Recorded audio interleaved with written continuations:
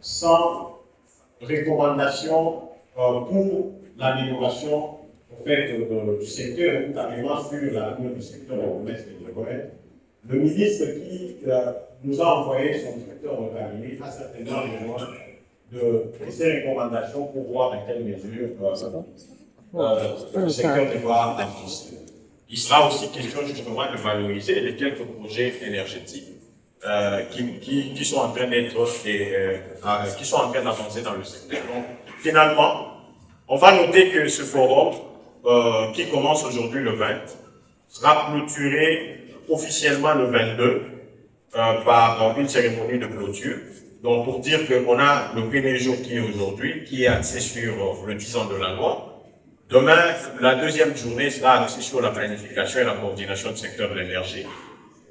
Question de voir, OK, quels sont les défis, quelles sont les perspectives, finalement, quelles sont les recommandations que nous faisons. Et le troisième jour, on va mettre l'accent sur la transition énergétique. Et le troisième jour, comme je le disais, c'est le 22, sera le jour de clôture du forum, les 3 journées de réflexion. Mais il y a une 4e journée qui a aussi été insérée dans le programme, c'est qu'on va faire une visite de quelques projets énergétiques autour de la ville de Kinshasa. Déjà ici, vous devez comprendre le contexte tel que la ville de Kinshasa, c'est une ville qui n'a pas beaucoup de projets énergétiques en termes de production d'énergie. Et c'est un grand défi pour nous. Et donc, l'ANSER va nous amener à aller voir un projet de soutirage sur la ligne haute tension Ingashaba qui a été fait dans l'optique d'alimenter les populations autour de Tchéné-Brassélie et surtout booster l'économie dans ce coin-là. Et par la suite, nous allons aussi aller voir, nous irons voir la zone économique spéciale. Pourquoi la zone économique spéciale? Parce que c'est une zone importante qui aura certainement besoin de beaucoup d'énergie. Certaines diront même de plus de 100 mégawatts. La grande question pour nous, c'est de savoir comment est fait la planification autour de ce projet important sur le plan économique et comment est-ce que cela est intégré dans la planification nationale et au niveau de la ville. Certainement que le secrétaire général ici représenté nous parlera du plan directeur et de comment est-ce que le ministère se projette aussi en termes de planification. Voilà un peu le parcours que nous avons fait depuis 2019 et ce qui nous attend pour ce forum. Nous espérons que votre participation sera très active et que nous sortirons d'ici avec des recommandations idoines qui permettront le développement ou carrément l'avenir, de booster l'avenir du secteur de l'énergie. J'ai dit et je vous remercie. Nous aurons le mot de bienvenue du DG de l'INPP. Nous aurons le mot de son Excellence, Monsieur le ministre des Ressources hydrauliques et électricité, qui se fait représenter par son directeur de cabinet. Et nous aurons la stand. Mais avant tout ça, nous allons commencer par l'hymne national. Après la cérémonie d'ouverture, nous aurons une pause café et nous entrerons de plein pied dans les panels.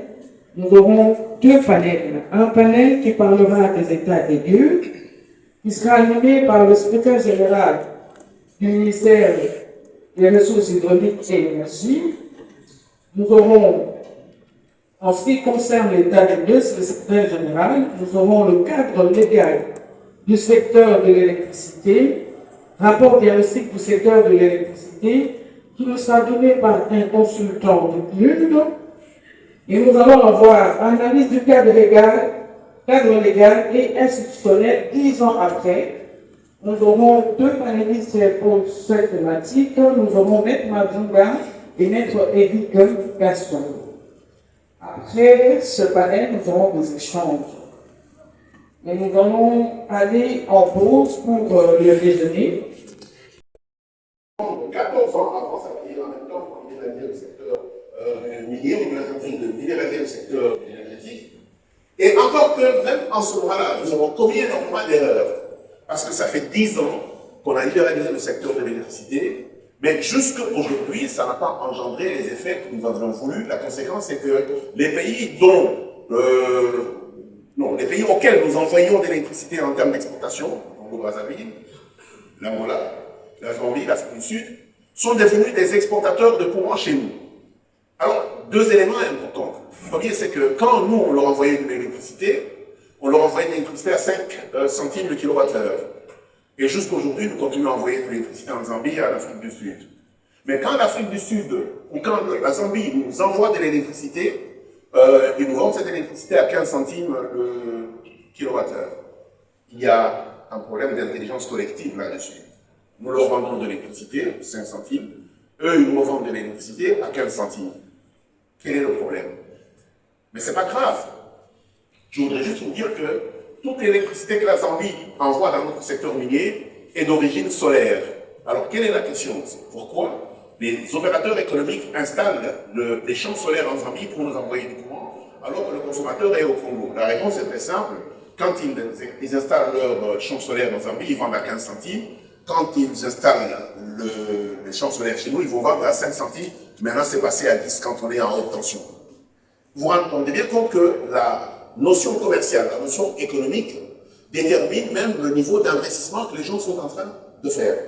Je voudrais juste ici dire, on a tendance à dire qu'il faut donner de l'électricité aux gens. Non, les gens n'ont pas besoin d'électricité, les gens ont besoin de développement, les gens ont besoin de développement socio-économique. Dans le cadre du paquet qu'ils reçoivent dans le développement socio-économique, ils reçoivent du travail et donc de la transformation, ils gagnent de l'argent et peuvent accéder à tous les biens, y compris à l'électricité. Bien entendu, dans une conférence comme celle-ci, ce n'est pas ce qu'on voudrait entendre. Ce qu'on voudrait entendre, c'est qu'il faut donner de l'électricité à tout le monde. La réponse est oui. Mais l'électricité a un coût et donc il a un prix auquel il faut l'acheter. Et je vais vous parler de la ville de Kinshasa. Nous sommes dans une ville où nous avons par jour 800 000 $ d'achat de charbon. Chaque jour. 800 000 $ d'achat de charbon. J'ai un autre chiffre pour vous, c'est que cuire les aliments avec du charbon coûte 2,5 fois plus cher que cuire les mêmes aliments avec l'électricité. C'est des chiffres que vous pouvez vérifier. Et donc, vous vous rendez bien compte que nous sommes assis sur un paradoxe socio-économique bizarre qui démontre clairement que nous ne réfléchissons pas suffisamment. Alors après, vous rentrez à la SNEL. On vous dit la SNEL a près de 50% de déperdition d'électricité. Ça veut dire l'électricité qu'il injecte dans la ville de Kinshasa pour lequel il ne reçoit pas d'argent. Il y a deux facteurs. Le premier, c'est l'équipement en compteur. Ça veut dire que la plupart des gens sont facturés au forfait. Alors quand quelqu'un est facturé au forfait, il consomme comme il veut. OK? Et après, le deuxième, c'est un petit peu le caractère réfractaire des consommateurs vis-à-vis des factures. Oui, bien sûr, ils disent, mais pourquoi nous avons payé pour une marchandise que nous n'avons pas consommée? Et donc, il y a un besoin de réconciliation entre le consommateur et le fournisseur d'électricité. Et mieux que ça aujourd'hui, les technologies ont tellement évolué que la SNEL a tort de ne pas avoir un mix énergétique. Aujourd'hui, la SNEL nous envoie de l'énergie hydroélectrique et quand il n'y en a pas assez, il doit rationner. OK? Mais laissez-moi simplement vous dire que nous avons dans la ville de Kinshasa 145 000 groupes électrogènes de toute taille confondue. Ça sous-entend que nous avons là un potentiel économique extrêmement important qui va dans les équipements qu'il faut maintenir, d'abord qu'il faut acheter, qu'il faut maintenir, dans lequel il faut mettre du carburant et qui pollue. Non seulement de manière sonore, mais également de manière chimique. Et donc, il y a une question, ou un questionnement fondamental qu'il faut être en mesure de faire sur la matière de l'énergie en République démocratique du Congo, que l'on soit en ville ou que l'on soit dans le milieu ruraux. Le drame, c'est qu'il faut, à un moment donné, que nous soyons en mesure de nous poser les bonnes questions. La bonne question, c'est est-ce que l'électricité est un bien social ou c'est un bien économique? Et moi, en tant qu'économiste, je vous dis, l'électricité est un bien économique. Alors, on va vous dire, il y a des gens qui sont pauvres qui ne peuvent pas se l'acheter. Ils ne sont pas fatalement pauvres, ils sont pauvres, du fait qu'un certain nombre de choses n'ont pas été faites pour leur donner leur dignité par le travail pour qu'ils soient en mesure de se développer. En d'autres termes, 80% de la population vit dans les milieux ruraux, et vivant dans les milieux ruraux, on a l'impression qu'ils peuvent et ils doivent rester pauvres, et on ne s'aperçoit même pas que si on désire augmenter la compétitivité globale du pays, en d'autres termes, il ne faut pas nous... Et je vais saluer les uns et les autres en utilisant des activités. Avant de lancer l'ouverture de ce travaux, j'aimerais quand même partager la vision de son excellence, M. le ministre des Ressources.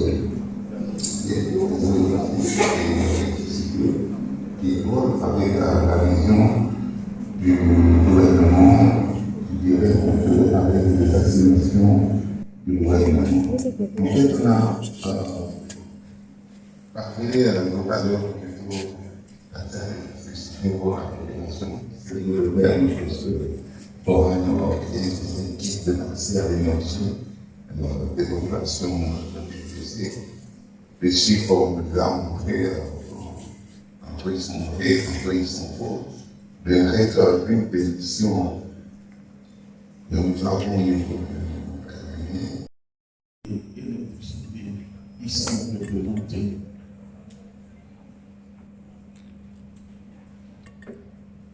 Excellence, Monsieur le ministre des Hydrocarbures, ici représenté.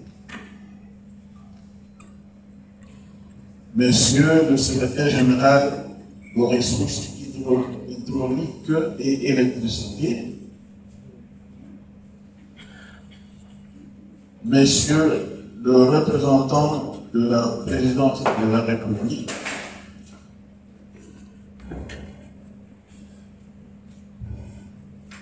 Monsieur le représentant résident de CAF. Monsieur le coordinateur de FONAREC, Monsieur le représentant résident de PNUD, Monsieur le représentant résident des Saïdés, Monsieur le représentant résident de Guise, Monsieur le représentant résident de l'Union européenne,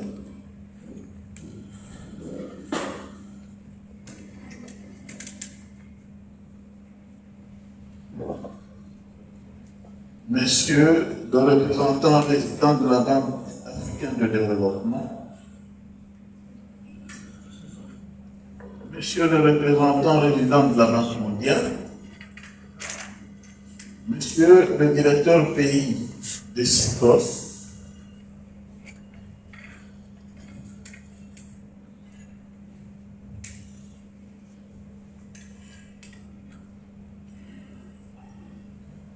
Monsieur le secrétaire général de la MEDO,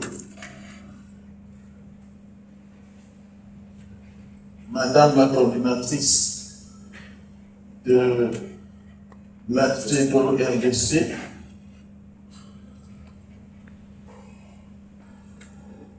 Monsieur le directeur général de l'ADRE, Monsieur le directeur général de l'ANSED, ici représenté, Madame le bourgmestre de la commune de Limendé, chers invités, à vos titres et qualités respectifs, tout protocole observé. Nous nous retrouvons dans cette salle polyvalente Sadako Dada de la collection provinciale de Djel-Kassa. Ce beau cadre qui accueille les travaux de la deuxième édition du Forum national de la société civile sur l'énergie. Travaux prévus pour une durée de 4 jours du 20 au 23 août 2024. Avant toute chose, nous rendons grâce à Dieu pour cette belle occasion qui réunit plusieurs acteurs et intervenants dans le secteur énergétique en vue de réfléchir sur la question et de trouver des pistes de solutions aux problèmes épineux de la desserte en électricité en République démocratique du Togo. La tenue de ce forum au sein de l'INPP montre l'alma mater dans le domaine de formation professionnelle dans le démocratique du Congo est un honneur pour nous, mais également une motivation et un encouragement de plus qui permettent à l'INPP de monter encore en puissance en matière de développement et de certification des compétences des entreprises publiques et privées.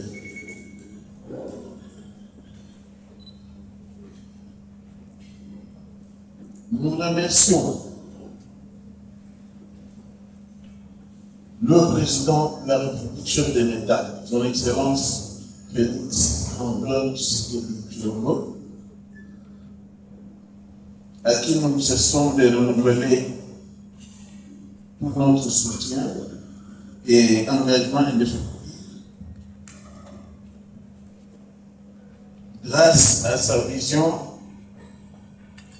appuyée par le gouvernement conduit par son Excellence la première ministre du gouvernement, Madame Judith Suminwa, vision qui tend à